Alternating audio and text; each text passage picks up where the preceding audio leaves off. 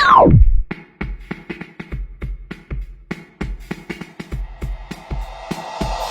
everybody, how's it going? Hey, it's Sean from Retaliation Resale. So, I've got my mask, but it makes it kind of hard to make a video when you're wearing it. So, I'll take it off for the purpose of kind of letting you know what's going on. And basically what I'm doing is I am picking up a free box of books. I belong to a lot of apps. There's a lot of places on the web where you can find free books. I know for a lot of people, they talk about how they have a hard time getting books, but in a sort of big metropolitan area, there's so many ways that you can get books. And one of them is I scour online. One of the sources I use is Craigslist. There's a notification. Somebody had a box of books that was available. So I sent him a message saying, hey, is this still available? Because he had listed it about 14 hours ago. And the reason why he did this, I also asked him, I'm like, hey, are the books still available? Are they outside? And he's like, I brought them in at night. I brought them back outside. Because you never want to get books that have been left out overnight, because if there's any moisture in the air, like there is in the San Francisco Bay Area with fog and whatnot, the pages will buckle, and you can't sell water-damaged books. I wouldn't want to buy water-damaged books. I certainly don't want to sell water-damaged books. They'll get returned. You'll get a horrible rating. You get deactivated. It's just not worth it. So I asked him, hey, are your books still available? And, did you leave them out overnight? He said they're still there. I brought them in at night. Just brought them back out again. They're still there. This is my address. First come, first serve. So boom, we're going to get books. So let's go. Normally I do this, I'd like to do this while I'm actually driving, but the iPhone picks up all the ambient noises. So you'll hear the road noise, you'll hear wind, even though all the windows were up. And so I'll do it quiet. We'll pull out, I'll go get the books, and I'll let you know what we got. Okay? Hey, traffic is really horrible, but this is the box of books.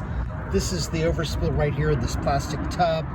I carry this usually in the car just for whatever reason.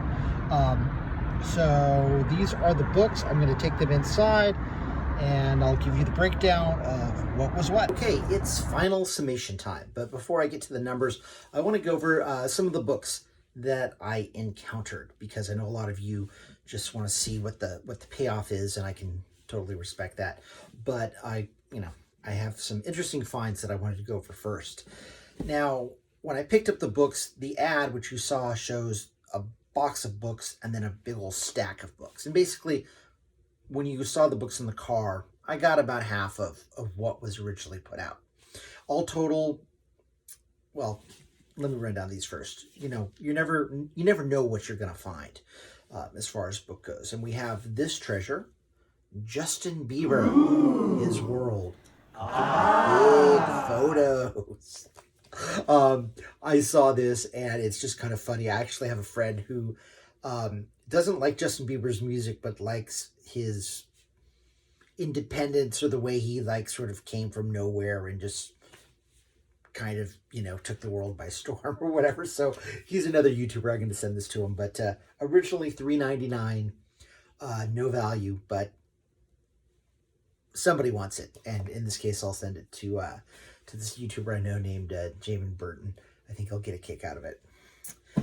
Now, I was an English major. I like books. I came across this one, no value, on Amazon. Okay, Patrick Hamilton wrote this book, Hangover Square, and I'm going to read you the back. And it caught my eye. I like the cover, black and white, pretty simple, straightforward. London, 1939, and in the grimy Publins of Earl's Court, George Harvey Bone is pursuing a helpless infatuation. All right, so far, hey, guy wants girl. Sounds good. Sounds average. Netta is cool, contemptuous, and hopelessly desirable to George. All right, that's a good start. George is adrift in hell, except in his dead moments, when something goes click in his head and he realizes without a doubt that he must kill her. So, wait, what? Yeah, the guy, he's a serial killer, or he wants to be a serial killer, or he wants to kill this girl. I don't know. But the book is from early 1940, 1941. Not something they really wrote about 80 years ago. But in this case, this guy did. I'm going to read the book, find out what it's about. I'll let you know. So, a couple of finds that I thought were interesting. Now, I'll run over the numbers. And I'm always hesitant to do this because other people do YouTube videos and they're like, see, look, this book is $20. This book is $15. You know, you can make all this money. Yeah. And basically, what I have found in the 5 months that I've been doing this is your average profit is $2 to $5. Textbooks and specialty books like art books, high-end cookbooks, might give you a little more money.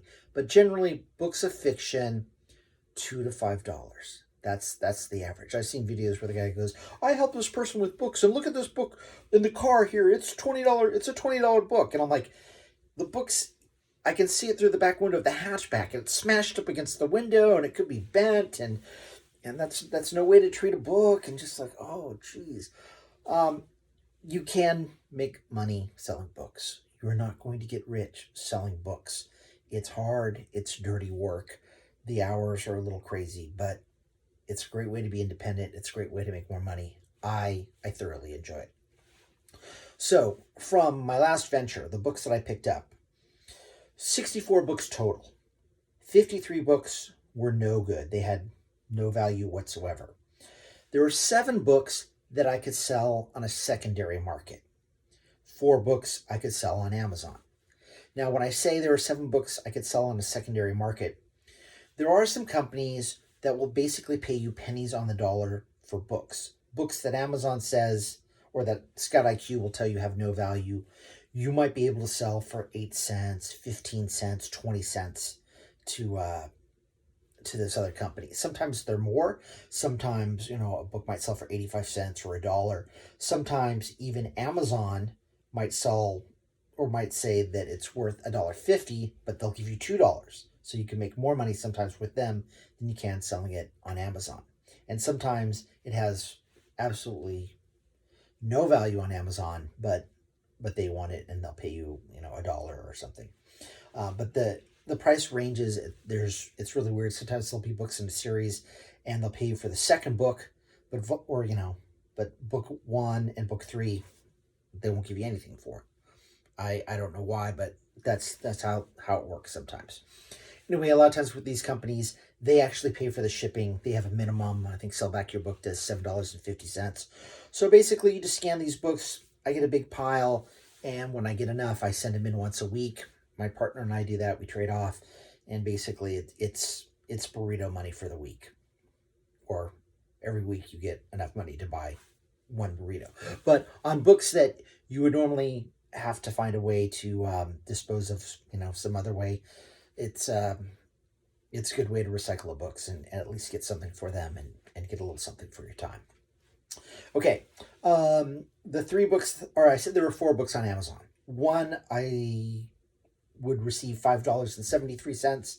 Another one was $4.71. And the third one was $4.72. Now, the 4th book, this is the one that was the big payoff. And I'm not going to tell you how much it is. I'm going to make you do a little work. But this book is called Sensory Integration and Learning Disorders. It is by A. Jean Ayres, Ph.D. The book is in its 7th printing, and this version is 1980. This book is now over 40 years old. The ISBN, the International Standard Book Number, is 087-424-3033. So you're going to have to scan it and, do a little homework. And the book is in pretty good condition. The cover is a little banged up. I don't know if you can see it or not, but there's a little discoloration down here at the bottom. In the front, the name of the former owner, but the pages, no highlighting. Looks like maybe it was used once and never again. So check that out, The Sensory Integration of Learning Disorders. And this was a book. Generally, when I see books like this, usually they're not really worth anything. So I was really surprised. But this is why you always scan every book, even if you have to look it up. It has a little number W303 down here, means nothing. I had to open it up, find the ISBN, scan it, and then it told me what the value was. So now I know some of you might be saying, well, gosh, 64 books total, and 4 books paid out from Amazon, and you're getting 7 on the secondary market, and those 7 might make me $3. Okay. Like I said, you wait and you get a big pile, and when you get enough, you send them in. Folks, I want you to remember, these videos that other people are making, like, oh yeah, this $20 book, this $15 book, whatever. The average is basically, out of 100, 95 are bad. That's why they say you want to get a pocket scanner, because the quicker you can scan, the more books you can scan, the quicker you will find the ones that actually have value. So 95 out of 100, that's 5%. 5 books out of 100 are going to be good. That's the average. So in this case, I had 4 books out of 64. That's actually a little bit better than average. So I'm very happy with the results. Free books are, free is my favorite price. And this trip was very, very beneficial, very profitable. Other trips, you're not. Sometimes I've picked up a box or 2, and the books are in bad condition.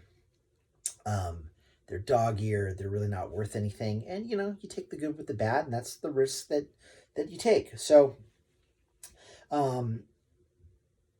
that's it for this trip. I'll do other videos where I sort of talk about my thinking process and how I approach which books I pick up and which books I might not be interested in going to get. So on that note, I hope you've learned something. I hope to learn from you. I'm always learning, and I like to share what I know. So good luck in your book sourcing, and I'll see you next video.